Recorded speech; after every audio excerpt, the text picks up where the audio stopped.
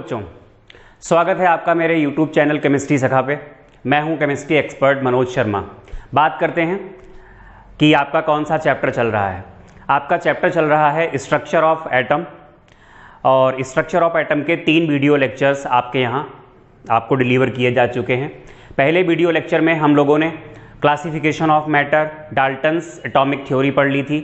Second video lecture में सब atomic particles means electrons, protons, neutrons और उनसे रिलेटेड टर्म्स के बारे में जानकारी ली थी।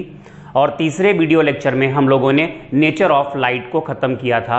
जहाँ तक आपको याद होगा तो नेचर ऑफ लाइट में जो ख़त्म हुआ था वो डुअल नेचर ऑफ लाइट पे ख़त्म हुआ था।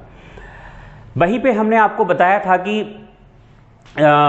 कुछ प्रॉपर्टीज़ होती हैं लाइट की जिनका एक्सप्लेनेशन हमारे केमिस्ट्री के सिलेबस में है। प्रॉपर्टीज़ तो बहुत सारी हैं, रिफ्लेक्शन, रिफ्रैक्शन, इंटरफेरेंस, डिफ्रैक्शन, ये सब तो फिजिक्स में पढ़ते हैं हम। लेकिन फोटो इलेक्ट्रिक इफेक्ट और ब्लैक बॉडी रेडिएशन इनको केमिस्ट्री में भी पढ़ना होता है और फिजिक्स में भी पढ़ना होता है। तो आपको बोला था कि हम नेक्स्ट वीडियो लेक्चर में, यानी जो फोर्थ आज का वीडियो लेक्चर है, यहाँ पर हम लाइट की इन प्रॉपर्टीज़ को डिस्कस करेंगे। तो उठाइए कॉपी और पेन, शुरू हो जाइए। आज का जो हम टॉपिक स्टार्ट करेंगे वो होगा फोटो इलेक्ट्रिक इफेक्ट। जहां जहां पे रिक्वायर्ड है वहां पे आप नोट्स बनाएंगे और इसको सीरियसली पढ़ेंगे। तो टॉपिक कौन सा है बेटा? Photo electric effect. देखिए बच्चों, फोटो इलेक्ट्रिक इफेक्ट होता क्या है। ये हमने मेटल ली, कोई मेटल है, सभी मेटल्स के लिए एप्लीकेबल नहीं है। फिलहाल ये मेटल है और ये मेटल की सरफेस पर हमने लाइट को डाला। लाइट को डालने का मतलब ये होता है एनर्जी डाली, और लाइट की एनर्जी जो होती है वो किसके बराबर होती है? एक फोटोन की एनर्जी होती है वो h न्यू के बराबर होती है। इस तरीके से हमने किसी मेटल की सरफेस पर लाइट को स्ट्राइक कराया और क्या देखा कि यहां से इलेक्ट्रॉन्स बाहर निकल आए। मेटल की सरफेस से इलेक्ट्रॉन्स बाहर निकल आए। ऐसा हर बार नहीं होता है, कंडीशंस लगी हुई हैं। सारे मेटल्स के साथ नहीं होता है, ओनली विथ सर्टेन मेटल्स। सभी लाइट्स के साथ नहीं होता है, सभी लाइट्स ऐसा नहीं करा सकती। लाइट के लिए भी एक कंडीशन यहां पर है, light of certain minimum frequency. मतलब जो लाइट हम डालें उसकी एक फ्रीक्वेंसी होती है कि कम से कम ये फ्रीक्वेंसी तो होनी ही चाहिए, या फिर इससे ज्यादा फ्रीक्वेंसी की लाइट हो। वो फ्रीक्वेंसी क्या होगी वो नेचर ऑफ मेटल पे डिपेंड करता है। तो हम इस तरीके से कह सकते हैं, when photons of certain minimum frequency strike करते हैं with the surface of certain metals, electrons बाहर निकल आते हैं। इलेक्ट्रॉन्स बाहर निकलने का मतलब क्या हुआ भाई? चार्ज मूव कर रहा है, और चार्ज के मूवमेंट को हम क्या कहते हैं? करंट। करंट का मतलब यहां पर कौन सा इफेक्ट आपको मिल गया? Electric effect. यानी फोटॉन्स से आपको क्या मिला? Electric effect. That is photo electric effect. तो इसकी डेफिनेशन लिखिएगा, क्या है फोटो इलेक्ट्रिक इफेक्ट की? लिखें, when photons of certain minimum frequency, when photons of certain minimum frequency, bracket में यहीं पे लिख दीजिएगा थ्रेशोल्ड फ्रीक्वेंसी।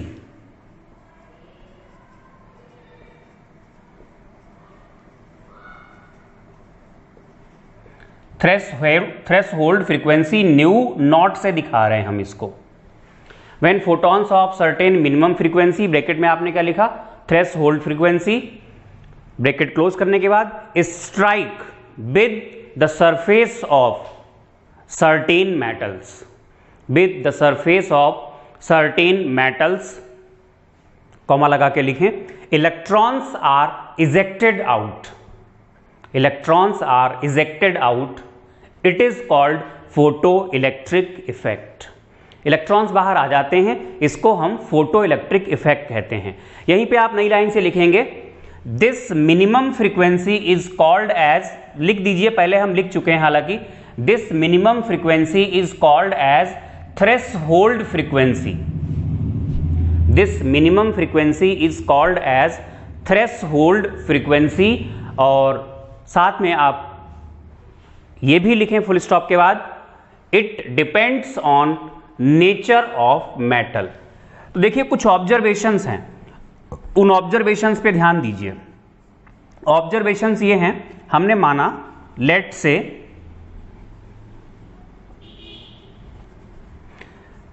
जो थ्रेशोल्ड फ्रीक्वेंसी है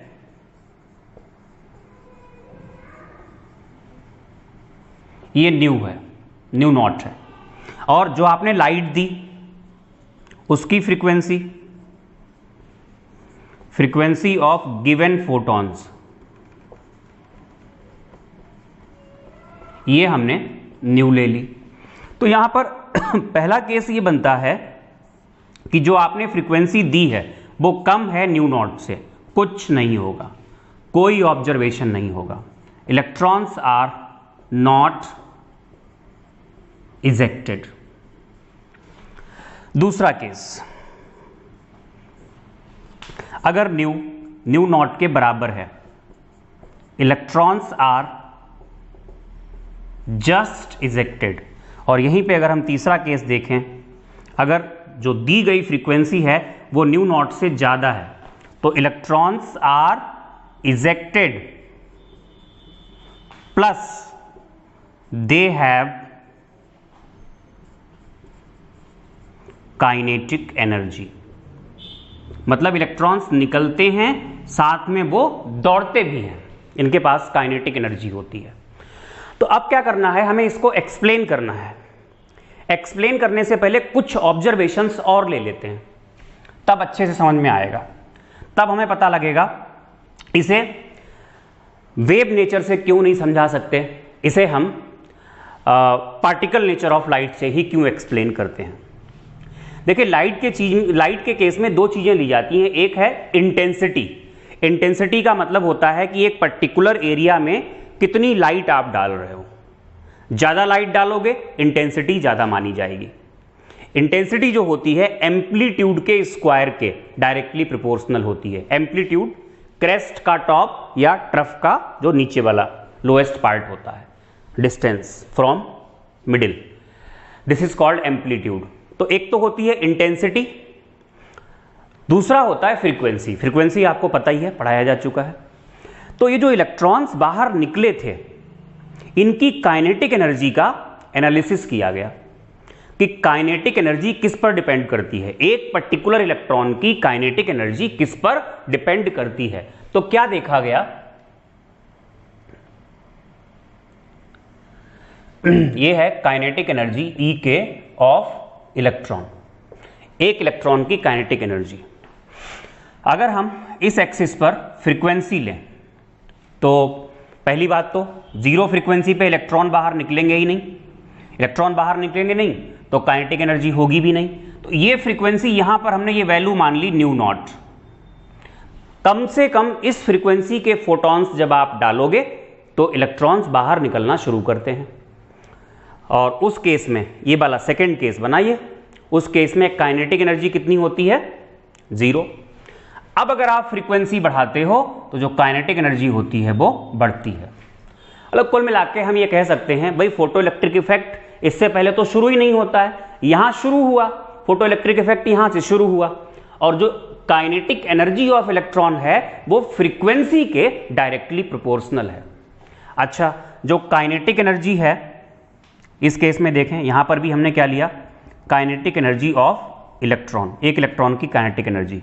यहां पर हमने लिया इंटेंसिटी को, और हमने ये मान लिया कि जो हम लाइट दे रहे हैं ये तब की बात है व्हेन जो दी गई फ्रीक्वेंसी है वो ज्यादा है, किससे, न्यू नॉट से।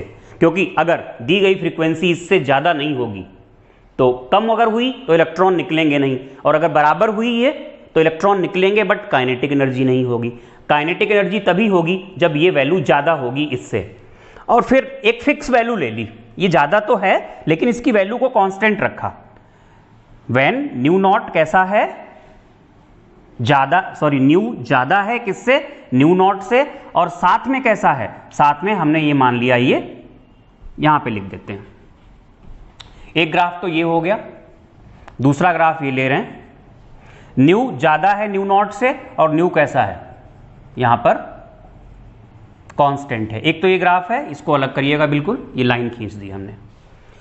तो जो काइनेटिक एनर्जी ऑफ इलेक्ट्रॉन होती है वो इंटेंसिटी पर डिपेंड नहीं करती है। लाइट की इंटेंसिटी खैर अगर जीरो हुई मतलब लाइट ही नहीं होगी, तब तो नहीं निकलेगा इलेक्ट्रॉन, इलेक्ट्रॉन नहीं निकलेगा तो काइनेटिक एनर्जी नहीं होगी। जब लाइट डालोगे, मान लिया कि लाइट की इंटेंसिटी ये थी, फ्रीक्वेंसी न्यू थी जो कि फिक्स है, फ्रीक्वेंसी को हम बढ़ा या घटा नहीं रहे हैं, इंटेंसिटी को हम चेंज कर रहे हैं, तो हम क्या देखते हैं कि काइनेटिक एनर्जी पर कोई इफेक्ट नहीं पड़ता है। इन दोनों ऑब्जर्वेशंस को एक बार फिर से देखेंगे। दोनों ऑब्जर्वेशंस को जब फिर से देखेंगे तो हमें समझ आएगा kinetic energy of electron is directly proportional to, यहां से हम कह सकते हैं दैट इज जो काइनेटिक एनर्जी है वो डायरेक्टली प्रोपोर्शनल टू किसके है, न्यू के। कब? ये तब की बात है when new is more than new not. अच्छा, यहां से हम क्या कहेंगे, काइनेटिक एनर्जी ऑफ इलेक्ट्रॉन, ये क्या है, इज इंडिपेंडेंट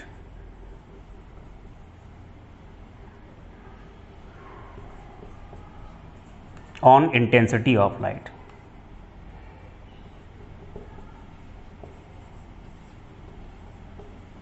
आप समझिएगा ये होता क्या है, इसको हम कैसे एक्सप्लेन कर सकते हैं।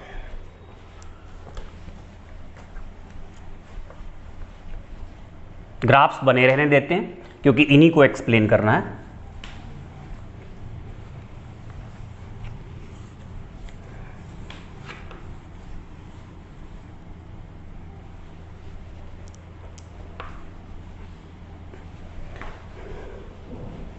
बेटा जी, वेव नेचर ऑफ लाइट ये कहता है लाइट इज कॉन्टिन्यूअस।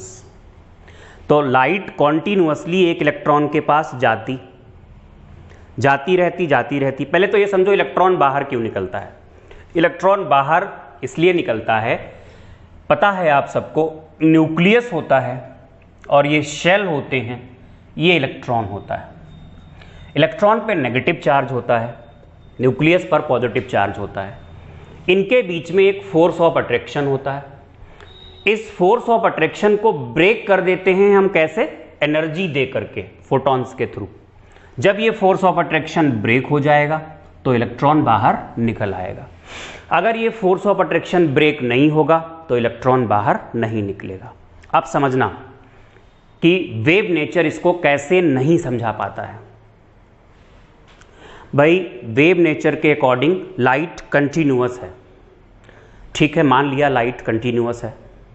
अगर लाइट कंटिन्यूअस है तो किसी भी फ्रीक्वेंसी की लाइट आप डालते तो इलेक्ट्रॉन को बाहर निकल जाना चाहिए था। क्यों? लाइट कंटिन्यूअसली आ रही है वेव की फॉर्म में, इलेक्ट्रॉन इसको एब्जॉर्ब कर रहा है। इलेक्ट्रॉन ने शुरुआत में जो लाइट एब्जॉर्ब की उससे ये फोर्स ऑफ अट्रैक्शन ब्रेक नहीं हो पाया, कोई बात नहीं, बट लाइट तो कंटिन्यूअस है। अगर लाइट कंटिन्यूअस है तो धीरे धीरे एब्जॉर्ब करते उतनी एनर्जी हो ही जाएगी कि ये फोर्स ऑफ अट्रैक्शन टूट जाएगा और इलेक्ट्रॉन बाहर निकल जाएगा, फ्रीक्वेंसी चाहे कोई भी हो, राइट। मतलब किसी भी फ्रीक्वेंसी की लाइट से इलेक्ट्रॉन को बाहर निकल जाना चाहिए था क्योंकि लाइट तो कॉन्टिन्यूअस है। बट ऐसा होता नहीं है। अगर लाइट कॉन्टिन्यूअस होती तो किसी भी फ्रीक्वेंसी की लाइट से इलेक्ट्रॉन को बाहर आना चाहिए था, बट नहीं आता है। इसका मतलब ये फिनोमिना फोटो इलेक्ट्रिक इफेक्ट की क्या कहती है, ये कहती है कि लाइट कॉन्टिन्यूअस नहीं है। एक्चुअली क्या होता है, ये फोटोन है, एनर्जी से भरा हुआ फोटोन, ये टकराया इलेक्ट्रॉन से।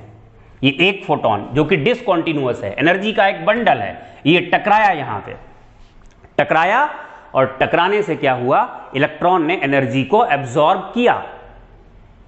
अगर इस फोटोन के पास इतनी एनर्जी थी जो कि E is equal to H nu, यानी एनर्जी किसके प्रोपोर्शनल है, न्यू के, टकराया।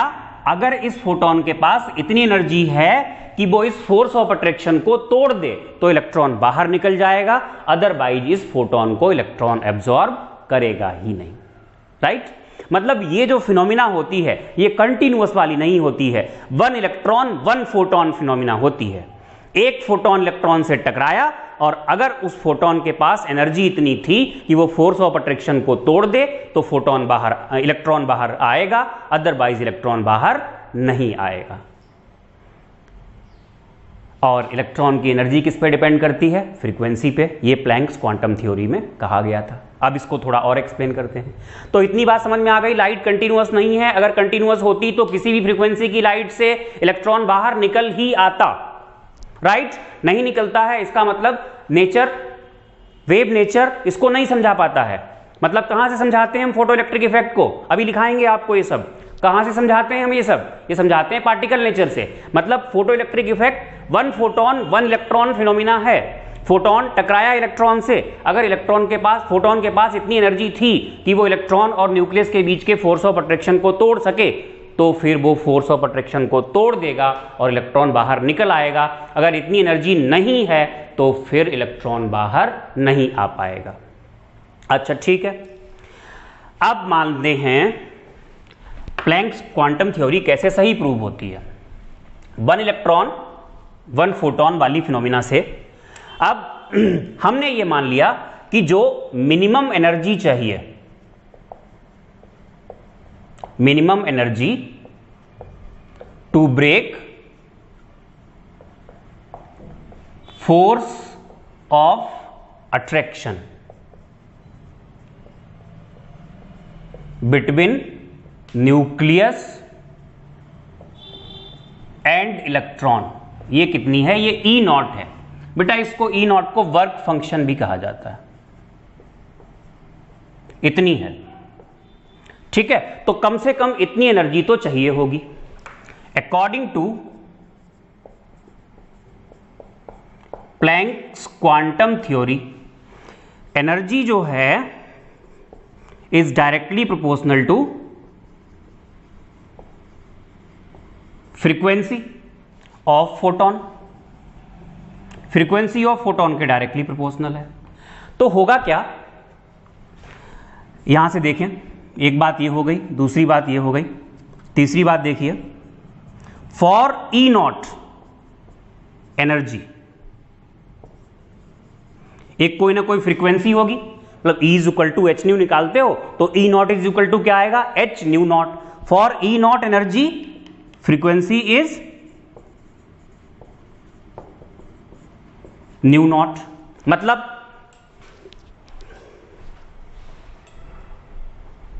मतलब अगर आप न्यू नॉट फ्रीक्वेंसी की लाइट दोगे तो जो एनर्जी मिलेगी वो कितनी होगी? वो होगी E नॉट। E नॉट होगी और इलेक्ट्रॉन बाहर निकल आएगा, ठीक है? इसके बाद आप आगे चेक करो, let frequency of given photon, ये कितनी है? न्यू, और साथ में आपने मान लिया and new is more than new not. तो होगा क्या बेटा, जरा ध्यान देना। इसको मिटाते हैं नीचे वाले को, क्योंकि ऊपर वाले की जरूरत है, अभी एक्सप्लेन करेंगे उसे। तो होगा क्या, गिवन एनर्जी कितनी हो गई? E हो गई एच न्यू। अब न्यू बड़ा है किससे? न्यू नॉट से। तो E क्या होगा? E बड़ा होगा E नॉट से। तो जो E है वो E दो जगह जाएगा, एक तो फोर्स ऑफ अट्रैक्शन को तोड़ेगा, प्लस जो बची हुई एनर्जी होगी वो क्या करेगी? वो इलेक्ट्रॉन को काइनेटिक एनर्जी देगी। यानी kinetic energy is equal to क्या हो जाएगा? E minus E not. E की जगह एच न्यू, E नॉट की जगह एच न्यू नॉट, यानी काइनेटिक एनर्जी जिसे हम हाफ mv स्क्वायर भी कह सकते हैं, कितनी हो जाएगी? H common low, new minus nu not, ये बन जाएगा। तो अगर आप फोटो इलेक्ट्रिक इफेक्ट पढ़ रहे हैं तो हम शुरुआत से बताते हैं कि आपको नोट्स बनाने क्या है। शुरुआत में आप फोटो इलेक्ट्रिक इफेक्ट डालेंगे, फिर आप लिखेंगे जो मैंने आपको बताया था, डेफिनेशन आप लिखेंगे, when photons of certain minimum frequency strike with the surface of certain metals, electrons are ejected out. This phenomena is called as photoelectric effect, and this minimum frequency is called as threshold frequency, which depends on nature of metal. वो होने के बाद हमने यहाँ पर आपको observations कुछ लिखाए थे। ऑब्जर्वेशंस में हमने कहा था let threshold frequency is equal to nu not, और गिवन फ्रीक्वेंसी बताई थी न्यू। फिर वो तीन केसेस लिखाए थे, वो आप लिखेंगे ऑब्जर्वेशंस में। एक तो वो लिखेंगे, पहला ऑब्जर्वेशन हो गया। दूसरा ऑब्जर्वेशन ये ले लेना, और तीसरा ऑब्जर्वेशन एक और ग्राफ बनाया था, राइट। फिर आप डालेंगे हेडिंग एक्सप्लेनेशन। मतलब ऑब्जर्वेशन में क्या क्या आएगा? ऑब्जर्वेशन में एक तो वो 3 केसेस लिखाए थे, दूसरा ये वाला ग्राफ आएगा, तीसरा कौन सा ग्राफ आएगा? वो इंटेंसिटी वाला ग्राफ आएगा। फिर इसको हम एक्सप्लेन करेंगे। एक्सप्लेन कैसे करेंगे? एक्सप्लेन करने पे हम कहेंगे it is explained by particle nature of light. Photo electric effect is 1 photon 1 electron phenomena. Full stop के बाद लिखेंगे as we know there is force of attraction between electron and nucleus. To remove the electron certain minimum amount of energy is required called as work function. Bracket में आप क्या लिख देंगे? E not. अभी ये थ्योरी लिख लेंगे, बाद में इसको लिख लेंगे। अब इसके बाद क्या कहेंगे? When energy required, minimum amount of energy is required called as work function E not, comma लगा के this energy is, for this energy a minimum frequency is required called as threshold frequency, और वो क्या हो जाएगी? New not. ठीक है, तो एक्सप्लेनेशन में क्या लिखेंगे आप? It is explained by particle nature of light, यानी बाय प्लैंक्स क्वांटम थ्योरी। फिर आप बताएंगे it is 1 photon 1 electron phenomena. Continuous नहीं है, एक पार्टिकल लाइट का एब्जॉर्ब किया जाएगा एक इलेक्ट्रॉन के द्वारा। फिर आप बताएंगे as we know there is force of attraction between nucleus and electron.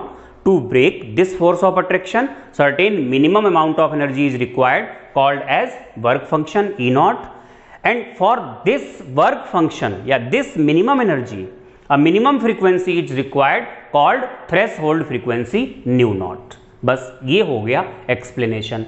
अब उसके बाद आप ये लिखेंगे सब, ये बताएंगे। अब देखो बहुत सीधी सी बात है, अगर आप ये ज्यादा दोगे तो इससे क्या होगा? काइनेटिक एनर्जी भी इलेक्ट्रॉन की बढ़ेगी। ये फोटो इलेक्ट्रिक इफेक्ट का एक्सप्लेनेशन हो गया। होपफुली आपको समझ में आ गया होगा। इसको हम वेव नेचर से क्यों नहीं एक्सप्लेन कर पाए। अच्छा, इंटेंसिटी ऑफ लाइट बढ़ाने से क्या फर्क पड़ेगा, ये सोचिए। इंटेंसिटी ऑफ लाइट बढ़ाने का मतलब ये हुआ, इस एरिया पर पहले 1 सेकेंड में 10 फोटोन डाल रहे थे। इंटेंसिटी बढ़ाने का मतलब अब इसी एरिया पर 1 सेकेंड में आप 10 से ज़्यादा फोटोन डाल रहे हैं। अगर इन सभी फोटॉन्स की फ्रीक्वेंसी थ्रेशोल्ड फ्रीक्वेंसी से ज़्यादा है या कम से कम बराबर है, तो ज़्यादा इलेक्ट्रॉन्स बाहर निकलेंगे, और ज़्यादा इलेक्ट्रॉन्स बाहर निकलेंगे इसका मतलब ज़्यादा चार्ज मूव करेगा, और ज़्यादा चार्ज मूव करेगा इसका मतलब चार्ज अपॉन टाइम को हम क्या कहते हैं? करंट ज़्यादा होगा। तो इंटेंसिटी बढ़ाओगे अगर, लेकिन एक कंडीशन है, इंटेंसिटी बढ़ानी तो है, फ्रीक्वेंसी कम से कम न्यू नॉट के बराबर होनी चाहिए। अगर इंटेंसिटी बढ़ाओगे तो क्या होगा? करंट बढ़ जाएगा। ठीक है, करंट बढ़ेगा, इसके अलावा ज़्यादा इलेक्ट्रॉन्स बाहर निकलेंगे, ये भी आप कह सकते हो। अच्छा, सारे इलेक्ट्रॉन्स की जो काइनेटिक एनर्जी मिलाओगे तो वो इंटेंसिटी से भी बढ़ेगी।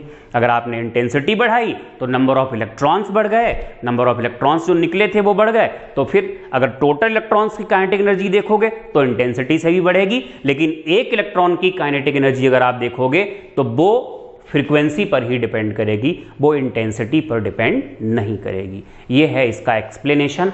अब हमें यहां से करने हैं न्यूमेरिकल्स। तो पहला क्वेश्चन लिखें बेटा, calculate the kinetic energy and speed of photo electron and speed of photoelectron when photons of frequency 5.2 into 10 to the power 14 hertz strike with the surface of metal with the surface of metal।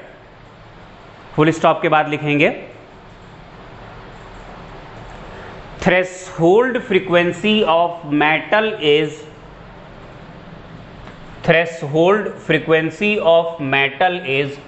5.0 into 10 to the power 14 hertz. आप बेटा video को pause करिए और question को solve करिए। हम continue कर रहे हैं, उसके बाद आप लोग जुड़े यहाँ पे। ध्यान दें, काइनेटिक एनर्जी ई के निकालना है फोटो इलेक्ट्रॉन की। ये होगा h nu minus nu not. h 6.626 10 to the power minus 34, nu हो गया 5.2 into 10 to the power 14 minus 5.0 into 10 to the power 14 nu not. Solve करें, 6.626 into 10 to the power minus 34। बेटा जी हम 10 टू दी पावर 14 को common ले लेते हैं। Common लेंगे तो 5.2 माइनस 5.0 आएगा, तो ये बनेगा 6.026 इंटू 10 टू दी पावर, इसको सॉल्व करें तो कितना बचा 20, राइट, इंटू यहाँ पर 0.2 आया। 0.2 की और इसकी मल्टीप्लाई कर लेते हैं। मल्टीप्लाई जब करेंगे तो 2 6 12, ये 5, ये 0 और ये फिर से 12, 1 2 3, 3 के बाद और 1 4 के बाद, तो ये 1.2 into 10 to the power minus 20 joule पर इलेक्ट्रॉन। लेकिन ध्यान दें, आपको जो आंसर दिया हुआ होता है ऑप्शंस में, अगर आप क्वेश्चन कर रहे हैं कॉम्पिटिटिव का, तो आपको जो ऑप्शंस मिलते हैं उसमें एनर्जी पर इलेक्ट्रॉन नहीं होती है, उसमें जो एनर्जी होती है वो पर मोल होती है। और अगर पर मोल निकालनी पड़े 1.2 ही मान लो इसको, 10 to the power minus 20 into 1 mole का मतलब होता है 6.022 इंटू 10 टू दी पावर 23, और इसको 1000 से डिवाइड जब कर दोगे तो ये जूल के बजाय किस में बदल जाएगा, किलो जूल। तो सबसे ज़्यादा जो दी हुई होती है वैल्यू जिस यूनिट में, वो किलो जूल पर मोल में होती है। देखो जूल पर इलेक्ट्रॉन था, हमने इसको पर मोल में बदलने के लिए इससे मल्टीप्लाई किया, और जूल को किलो जूल में बदलने के लिए हमने इसको 1000 से डिवाइड किया। तो ये इस तरीके से हम सॉल्व करेंगे। तो ये तो हमारा पहला पार्ट सॉल्व हो गया, जो निकालना था हमें काइनेटिक एनर्जी को। सेकेंड पार्ट हमें निकालनी है स्पीड ऑफ इलेक्ट्रॉन। अगर हम स्पीड ऑफ इलेक्ट्रॉन की तरफ जाते हैं तो आप यहाँ से देखेंगे from kinetic energy is equal to होता है हाफ mv²। काइनेटिक एनर्जी आई थी एक इलेक्ट्रॉन की, भाई स्पीड तो एक इलेक्ट्रॉन की निकालोगे तो एक इलेक्ट्रॉन की काइनेटिक एनर्जी आपको रखनी है 1.2 into 10 to the power minus 20। Half mass of electron होता है 9.1 into 10 to the power minus 31 kg, v² हो जाएगा ये। और यहाँ से आप v² की वैल्यू को फाइंड करेंगे तो 2 से मल्टीप्लाई करो 2.4, 10 टू दी पावर माइनस 20 हो गया, और ये वाला प्लस 31 हो गया अपॉन 9.1 आ जाएगा। तो v² इज इक्वल टू, इसे हम 24 माने, ये पावर जो बचेंगी यहाँ पर वो कितनी बचेंगी 11 होगी। 11 के बजाय हमने पावर कितनी कर ली 10 कर ली, 10 टू दी पावर 10, और ये नीचे आ गया 9.1। तो v² की वैल्यू हो जाएगी, 9 से इसको भाग दोगे 2, 18, 6 बचेगा 24, 18 और 6 24 होता है। तो ये इस तरीके से 2.6 इंटू 10 टू दी पावर 10 होगा। और v की वैल्यू फाइंड करोगे तो इसका स्क्वायर रूट हो जाएगा 2.6 इंटू 10 टू दी पावर 10, जिसकी वैल्यू आपको मिलेगी लगभग 2.6 का अगर आप स्क्वायर रूट निकालेंगे तो जो भी आ जाए वो वैल्यू आप पुट करके इंटू 10 टू दी पावर 5 ये हो जाएगा 10 की जगह, और यहाँ पर जो आंसर आपका होगा वो मीटर पर सेकेंड में होगा। तो ये तो हो गया आपका पहला क्वेश्चन। एक क्वेश्चन हम और कराएंगे आपको। देखो कई बार इलेक्ट्रॉन की फ्रीक्वेंसी ना दे करके वेवलेंथ दी जाती है, सॉरी इलेक्ट्रॉन की नहीं फोटॉन की। फोटोन की फ्रीक्वेंसी ना दे करके आपको फोटोन की वेवलेंथ दे दी जाती है। भैया है तो वही सब, वैसे वेवलेंथ तो वेव्स के केस में होनी चाहिए, लेकिन यहाँ वेव्स फोटोन को एक वेव के बराबर मान लिया गया है इस तरीके से। तो देखिएगा जो फार्मूला हमारा था from E k is equal to kinetic energy of photo electron is equal to H, और यहां पर था न्यू माइनस न्यू नॉट, ठीक है, from C is equal to nu lambda. तो न्यू कितना बनेगा C अपॉन लैम्डा। जब हम ये वैल्यू रखेंगे तो E k is equal to H, यहां आएगा C अपॉन लैम्डा, ये होगा C upon lambda not. E k is equal to H, C को कॉमन ले लो, 1 upon lambda minus 1 upon lambda not, ये फार्मूला बन जाएगा। ध्यान दें वहां पर न्यू नॉट था, न्यू नॉट थी minimum frequency which can cause photo electric effect.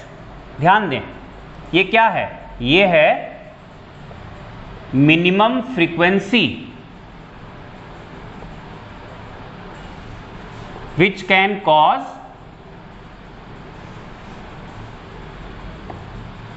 photoelectric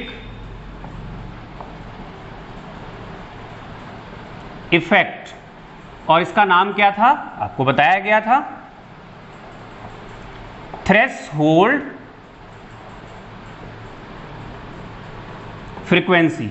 और ये जो लैम्डा नॉट है ये है मैक्सिमम वेवलेंथ, ये मैक्सिमम वैल्यू है, इससे ऊपर वेवलेंथ की अगर आपने लाइट दे दी तो फोटो इलेक्ट्रिक इफेक्ट नहीं होगा।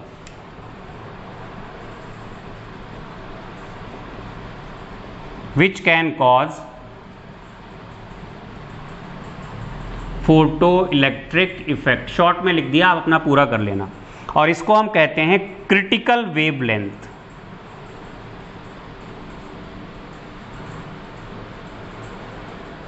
ठीक है भाई, तो ये फार्मूला भी इस तरीके से बन जाएगा। अब हम इसके बाद फिर एक और क्वेश्चन कर लेते हैं।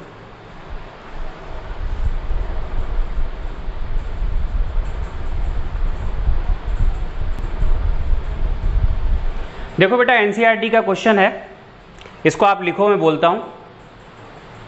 When electromagnetic radiation of wavelength 300 nanometer, when electromagnetic radiation of wavelength 300 nanometer falls on the surface of metal, electrons are ejected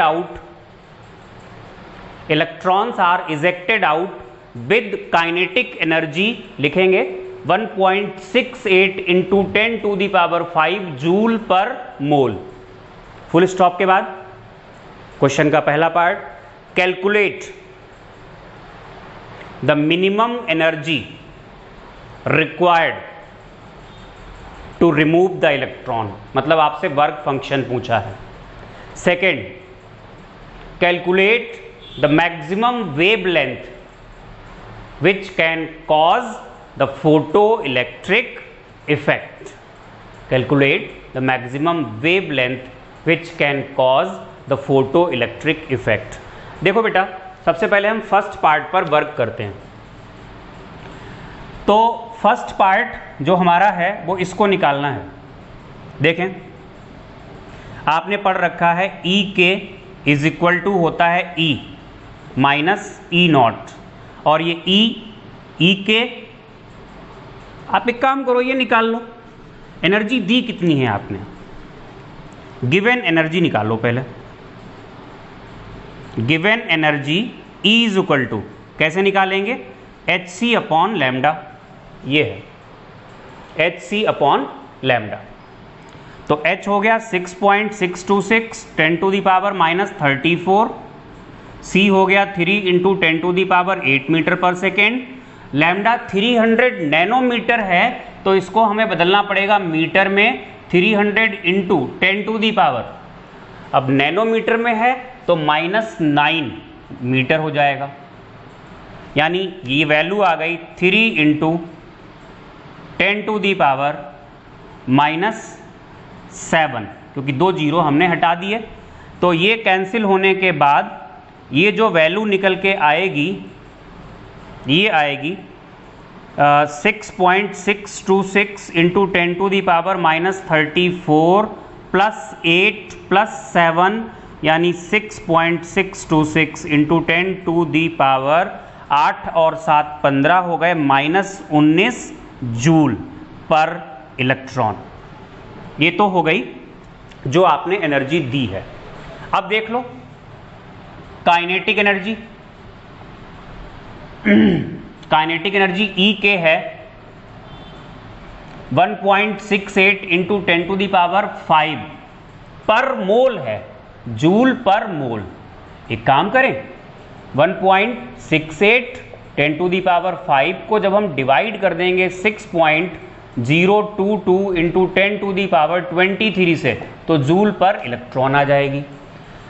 तो 1.68 10⁵ माइनस 23 अपॉन 6.022, तो ये वैल्यू बन गई 1.68 10⁻⁻18 अपॉन 6.022। ये वैल्यू 16.8 करें तो 10⁻⁻19 होगा, ये 6.022 होगा।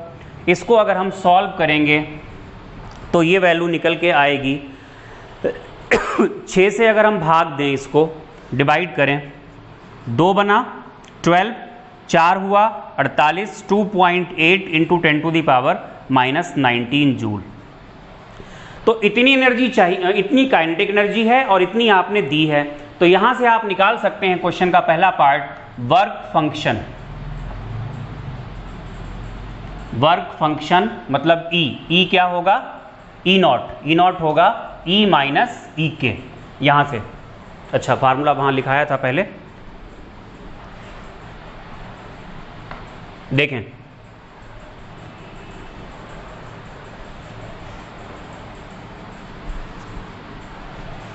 From E is equal to E K is equal to E minus E not, ये निकालना है।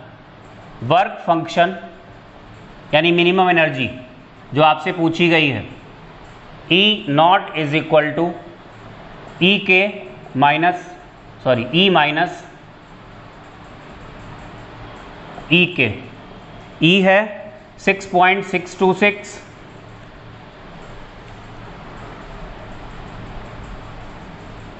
E not is equal to 6.626 10⁻⁻19 minus ये है 2.8 10⁻⁻19।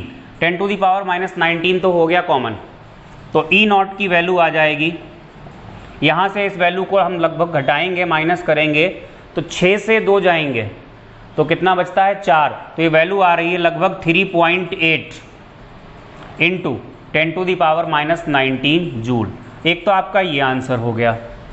दूसरा आपसे पूछा है कि फोटो इलेक्ट्रिक इफेक्ट को कॉज करने के लिए मैक्सिमम कौन सी वेवलेंथ चाहिए होगी। भाई मिनिमम एनर्जी ये चाहिए होगी, ये बात तो पता लग गई। और विद मिनिमम एनर्जी जो वेवलेंथ होती है वो कैसी होती है, मैक्सिमम, यानी आपको लैम्डा मैक्स निकालना है। तो आप क्या करेंगे, from E not is equal to HC upon जो भी लैम्डा होता है वो लैम्डा मैक्स यही होता है, मैक्सिमम वेवलेंथ। तो ये अगर निकालना है तो क्या करेंगे, HC अपॉन E नॉट करेंगे।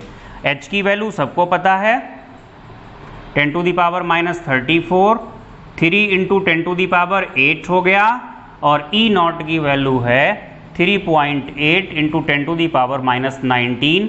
जब इसको हम सॉल्व कर लेंगे तो जो लैम्डा नॉट की वैल्यू आएगी वो मीटर में आएगी, और मीटर को जब आप क्या करेंगे, जो भी वैल्यू आई यहाँ से, जो हम लिख देते हैं इसको पूरा, लैम्डा नॉट निकल के आएगा 6.626 इंटू ये 3 हो गया, नीचे क्या हुआ 3.8, ये हो गया, ये डिजिट हो गई, ये इंटू 10⁻⁻34 है, प्लस 8 है, प्लस 19 है। ये जो आंसर होगा ये किस में होगा, मीटर में होगा, और इनटू 10⁹ कर देंगे तो जो आंसर होगा वो किस में आ जाएगा, नैनोमीटर में आ जाएगा। उसको हमने बिल्कुल अलग दिखा दिया है क्योंकि आपको जो वेवलेंथ दी गई है वो नैनोमीटर में दी गई है, इसलिए आपसे जो आंसर पूछा गया है वो भी नैनोमीटर में ही पूछा गया है। तो इस बारी क्या करना पड़ेगा, आपको 10⁹ से मल्टीप्लाई करनी पड़ेगी। तो ये क्वेश्चन हो गया। मींस हम लोगों ने फोटो इलेक्ट्रिक इफेक्ट को पूरी तरीके से खत्म कर लिया। अब बस 4-6 क्वेश्चंस आपको प्रैक्टिस करने होंगे, वो आपकी जिम्मेदारी होती है। मैं आपको क्वेश्चंस भेजूंगा, आप उनको लगाइएगा और डाउट्स हमसे पूछिएगा अगर निकलते हैं तो इसके बाद ये फोटो इलेक्ट्रिक इफेक्ट नाम का टॉपिक बिल्कुल खत्म हो जाता है।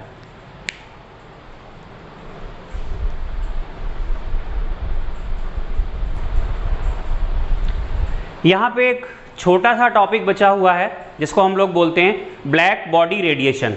बेटा सुन लीजिए, ब्लैक बॉडी रेडिएशन क्या होता है। देखिए, ब्लैक बॉडी रेडिएशन में क्या कहा जाता है, आप थोड़ा समझिएगा। हम कोई अगर सब्सटेंस लें और वो सब्सटेंस हाई मेल्टिंग पॉइंट का हो, जैसे आयरन को आप मान के चलिए, मेरी देखी हुई फिनोमिना है, आप लोगों ने नहीं देखा होगा। जब आयरन को हीट किया जाता है, खूब हीट करते हैं, तो पहले आयरन रेड होता है। रेड होने के बाद रेड से वो थोड़ा ऑरेंज येलो की तरफ जाता है, फिर बिल्कुल वाइट हो जाता है और उसके बाद उसका कलर ब्लू की तरफ चेंज होता है। ये ब्लैक बॉडी रेडिएशन में अगर आपको लिखना पड़े तो आप सबसे पहले यही लाइन लिखेंगे, when any metal having high melting point is heated its colour changes, कहां से कहां, फ्रॉम रेड, रेड से orange, yellow, white, then towards blue. इतनी बात लिखने के बाद ये अच्छा कलर दिखाई कैसे देता है, इसका थोड़ा समझिएगा। एक्चुअली जब उसको हीट करते हैं तो उसने एनर्जी को एब्जॉर्ब किया, और वो अब जब हीटेड ऑब्जेक्ट्स जो होते हैं दे emit energy in the form of radiations. जब आप किसी ऑब्जेक्ट को हीट करते हैं, टेम्परेचर हाई हो जाता है, heated objects emit energy in the form of radiations, और वो रेडिएशंस के कलर जो होते हैं वो अलग अलग होते हैं। अगर लाइट का नेचर कंटिन्यूअस होता तो फिर कलर चेंज नहीं होना चाहिए था, क्योंकि कलर अलग अलग होता है अलग अलग फ्रीक्वेंसी की लाइट का, जो कि बताया गया है पार्टिकल नेचर ऑफ लाइट से। कलर जो अलग अलग आता है वो अलग अलग फ्रीक्वेंसी की लाइट का होता है, जो कहां से बताया गया है, पार्टिकल नेचर ऑफ लाइट से। तो इसको पार्टिकल नेचर ऑफ लाइट से समझाया गया कि पहले जब हीट किया गया था तो एनर्जी कम मिली, किसको, ऑब्जेक्ट को। ऑब्जेक्ट का टेम्परेचर कम था तो जो रेडिएशंस निकलेंगे वो रेडिएशंस कम एनर्जी के होंगे। जब एनर्जी कम होगी तो उनकी फ्रीक्वेंसी भी कैसी होगी, कम। फ्रीक्वेंसी कम जो होती है विजिबल रीजन में, वो किसकी होती है, रेड लाइट की। तो जो रेडिएशंस निकल रहे थे वो रेड लाइट वाले निकल रहे थे, तो रेड दिखाई दिया।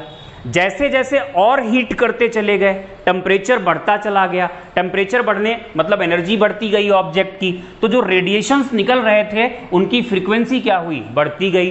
फ्रीक्वेंसी बढ़ने से ऑरेंज, येलो, वाइट और ब्लू की तरफ चले गए। विजिबल रीजन में जो हाईएस्ट फ्रीक्वेंसी होती है वो वायलेट कलर की होती है। विजिबल रीजन मतलब जिसे हम देख सकते हैं।